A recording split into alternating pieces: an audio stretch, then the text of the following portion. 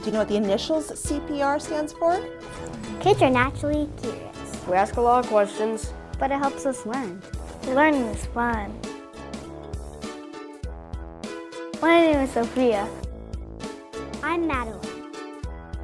I'm Sunyu. I'm Sara. Hi, my name is Leah. I'm a registered nurse here at Trios Health, and today we're going to be talking about CPR. Hi guys. Hi. Thank you for being here today. Today we're going to talk about CPR. Do you know what the initials CPR stands for? No. Cardiopulmonary resuscitation. So do you know what cardio means? Or cardiac? Our cardiac muscle is our heart. Mm-hmm. And do you know what pulmonary stands for? What that means? No. That's our lungs. Okay, and resuscitation is saving somebody's life. And every single cell in our body needs oxygen. And if the heart stops, how is the oxygen going to get to our cells? It won't. Exactly. So it's up to somebody to help the heart pump again. First thing you want to do is, if there's somebody that's laying on the floor or they're unconscious, you want to go up to them and shake them and say, hey, hey, are you okay? Do you guys want to try that? Hey. And if there's no response, do you know what number to call? 911. 911, exactly. So if you're the only one that's there, the person on the other side of the phone, when you call 911, they're going to tell you exactly what to do. If CPR is needed to be done, you would do it until help arrives. Why is it important that we know CPR? In case someone needs CPR done to them. And why is it important for kids to know CPR? That's exactly right. Because maybe one of their friends needs CPR, or their mom or dad. Exactly, yeah. It's also good to know it because if you ever see that, it's not a scary situation for you. And if you learn it now, if you keep learning it, then when you reach adulthood, then you might actually be able to save somebody's life one day. Pretty cool, huh? And it shouldn't be a scary situation because you guys are learning it too.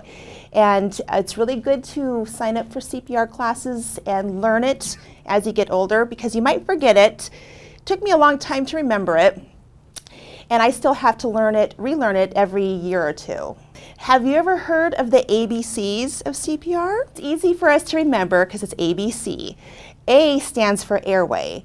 So if there's somebody that's unresponsive, the first thing you want to do is check their airway because they might be choking on something or they might have something in their mouth. So the first thing is A, airway. You want to make sure that that's clear. The second thing is B. Would you want to guess what B is? Breathing? Exactly. So next thing you want to check, are they breathing? Okay. Don't you check that by putting your 2 fingers? So that leads us to the third thing, that's circulation. That's the ABCs. Circulation. So first thing you're laying there, what do you want to do if they're unresponsive? Shake them, ask them if they're okay. Hey, hey, are you okay? You guys can all do that together, okay? Hey, are you okay?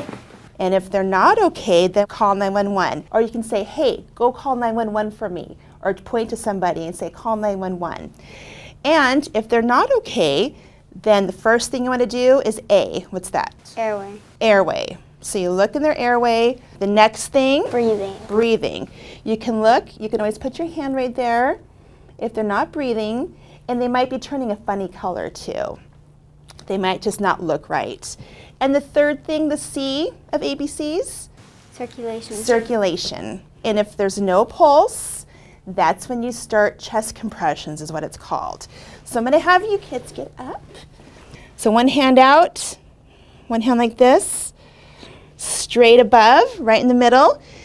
And you're going to use your entire upper body, okay? So straight over, you want to sing to yourself up and down. So you want to try to move. See how hard that is to push?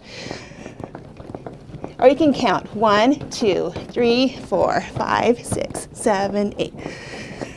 Okay, why don't we switch? Arms straight out, elbows straight, get yourself directly over right in the middle of the chest, okay? And push, sing a song to yourself. Boom, good job. See how that can be a little tiring if we're doing that for a while? So we want to continue CPR until help arrives or the paramedics. Is cardiac arrest different from a heart attack? It is different from a heart attack. A heart attack, people can go into the hospital and still be walking and just complaining of chest pain or some other symptoms. A cardiac arrest is when the heart is not functioning correctly and pumping that blood through the system, like we talked about. So the cardiac arrest is the emergency where we need to help with CPR. What if someone's heart stops pumping and you forget one of the steps to CPR? Well, that's a really good question. Well, when you call 911, the person on the phone talking to you, if you forget, they'll let you know. They're really good about that, okay? And they really help talk you through it so you're not scared. How quickly should you give someone CPR? Well, it's good to start as soon as possible because we say time is muscle. So every second that goes by, that heart is losing the cells and you're not getting oxygen to your brain. So you want to start CPR as soon as possible. Somebody can go without oxygen only for a few minutes before there starts to be damage. So you want to get to them as soon as possible. Have you ever been able to save someone in cardiac arrest? I have, actually. Thank you for asking that.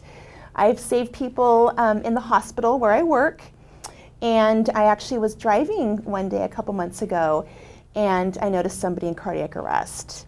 And so I did exactly what I told you guys. I said, hey, are you okay? And I checked his pulse, and he did not have a pulse. And so I started CPR on him. And I started it right away. And I did it until help arrived. Somebody called 911. They helped me out. And so I did CPR until the paramedics, until help arrived. And then they took over. And they were able to get his heartbeat back. And he survived. Okay, kids. Let's go ahead and review this, okay? What phone number do you call for an emergency? 911. 911, correct. And if there is somebody that looks like they're unconscious, what do you want to do? And you guys can all say it. Tell them, hey, are you okay? Hey, are you okay? Correct. And what are the ABCs? Airway, Breathing, circulation. Circulation, correct. So you want to check the airway, and then check the breathing, and their pulse, okay? And if they do not have any of those, what do you want to do? CPR. And how do you want to do that? You can just tell me. Put your hand like this, Mm-hmm. and then push down. Yep. And sing a song to yourself that's a little bit fast, something that we talked about. To keep the beat, correct. Correct. Now, what would you do if you just got too tired? Ask a friend. Ask someone. Somebody there's else someone can help, correct. If you're by yourself and you just absolutely cannot go any longer, just try to go as long as you can, but we can only do so much, okay? You'll be surprised how much you can do in case of an emergency. You kind of feel like a superhero when that happens, right? So you do that until help arrives. And why is it important to know CPR when you're a kid? Because maybe one of your friends or your mom and dad have CPR. Say your mom and dad had needed CPR, but they couldn't call anyone for it. Exactly. You know what to do, not to be scared. And if you keep learning it as a kid and as you get older, then you will really know it really good, right? And you might be able to save somebody's life like I was able to, right? That's a pretty good feeling. Where can a person go to do CPR? Your local hospitals can teach you CPR. The American Heart Association, you can go online and look at those. And we offer a lot of classes here at Trios that teaches you CPR too. Well, thanks you guys for being here today. This is a really important subject. And do you guys feel like you're a little bit more knowledgeable about CPR?